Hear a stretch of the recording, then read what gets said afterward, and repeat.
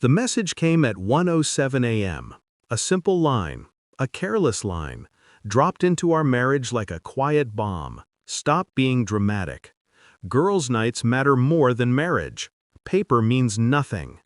I stared at it longer than I should have, long enough for the glow of the screen to fade from shock to something colder, something surgical. She didn't know I was awake when she typed it, didn't know I had been lying there listening to the soft vibration of her phone on the nightstand, the way she always flipped it face down now, the way she turned her body away from me as if my presence interrupted something sacred. I didn't move. I didn't breathe. I let the night swallow the last warmth still clinging to me. Her laughter from earlier replayed in my head, the kind she reserved for someone else now, someone who wasn't supposed to exist in the spaces between our vows. I didn't reply, didn't ask questions, just watched the typing bubble appear once more. Don't wait up, we might crash somewhere. We, not she. The word scraped something deep in me. Not jealousy, not rage, just a confirmation of a suspicion I'd been treating like a shadow. Her keys jingled downstairs. The front door opened, closed softly, like guilt trying not to wake the house it haunts. I lay there in the dark, my chest hollow, my pulse strangely steady. Whatever we had, whatever I thought we built, she'd already burned it in places I hadn't looked yet. I stared at the ceiling and let one truth settle on me like frost. If paper meant nothing to her, then so did I. And that was the moment the storm inside me didn't explode, it crystallized. The next morning she returned smelling of cheap perfume and someone else's cologne, an unfamiliar blend that clung to her like a confession. She pretended not to notice me at the table, pretended she wasn't stepping around the shards of trust scattered across the kitchen floor. Rough night? I asked quietly. She froze for half a breath, then forced a laugh, light, hollow. You're being controlling again. It was just friends. You always think the worst. I looked at her, really looked, at the smudged eyeliner, the delayed blink, the faint red marks on her neck she tried to hide behind her hair. My spoon hovered above untouched cereal, but inside me, everything had already gone still. I didn't challenge her, didn't accuse her, didn't give her the emotional fuel she craved. I just nodded. Right, friends. She exhaled in relief, too quickly, a rehearsed exhale, a guilty one. Later, when she showered, her phone buzzed on the counter. Not once, not twice, but 7 times in under a minute. Same name, same thread, same late-night energy. I didn't touch the phone, didn't unlock it, I didn't need to. Betrayal has a scent, a rhythm, a pattern.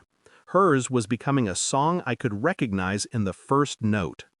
As I wiped the counter, I muttered a single sentence under my breath. Let's see how deep your girls' nights go. And the investigation began. I moved with silence, with purpose, with calculation. Phone records, bank statements, GPS logs synced to our account. Receipts left crumpled in her car like breadcrumbs for the blind. Every piece fit into a puzzle she didn't think I'd ever assemble. A hotel 34 minutes from her girls' night bar. 2 charges, 1 room, paid twice a week. Her car parked there for 4 hours at a time. And a message from him, buried deep in cloud backups she didn't know I could access. He still believes you? My pulse didn't spike. My hands didn't shake. This wasn't shock anymore. It was inventory. Counting the lies like debts she could never repay. I attended dinners with her, smiled at the right times, pretended the marriage still had oxygen. She laughed across the table with friends who covered for her, each one offering the same synchronized lie. She was with us. Their eyes gave them away. People who lie for others always blink too slow. I gathered everything quietly. No confrontation, no raised voice, just observation. She thought I was slipping away emotionally, She didn't know I was already gone, just waiting for the right moment to sever the last thread cleanly.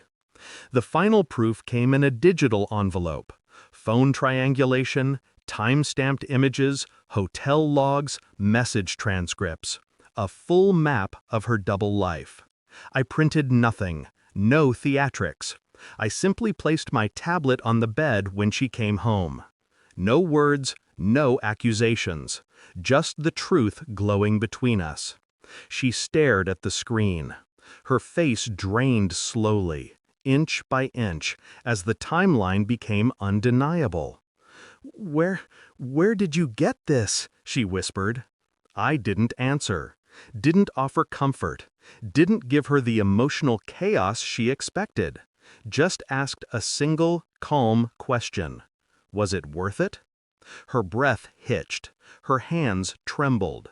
I felt nothing. Not anger, not grief, just clarity. The kind that cuts cleaner than hate ever could. I didn't shout, didn't demand explanations.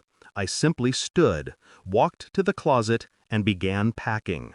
Folded shirts, organized documents, unhooked my suits with surgical calm. She rushed toward me, panic rising. "Wait, please, we can talk. This doesn't mean—" I held up a hand, silencing her with a gesture colder than any insult. "You said paper means nothing," I murmured. "Good. Then this marriage won't inconvenience you anymore." Her knees buckled, her voice cracked. Every lie she hid behind began to collapse.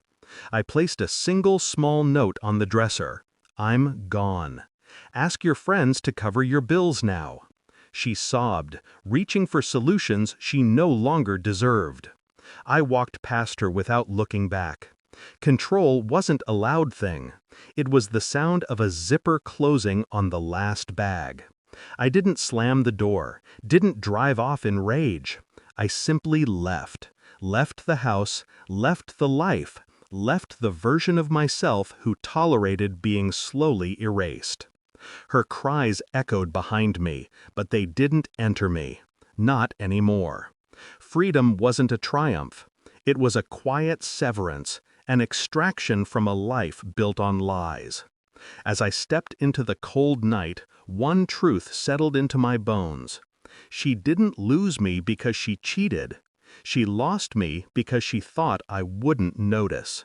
I tightened my grip on the suitcase handle and whispered the final line of our story. Paper meant nothing to you.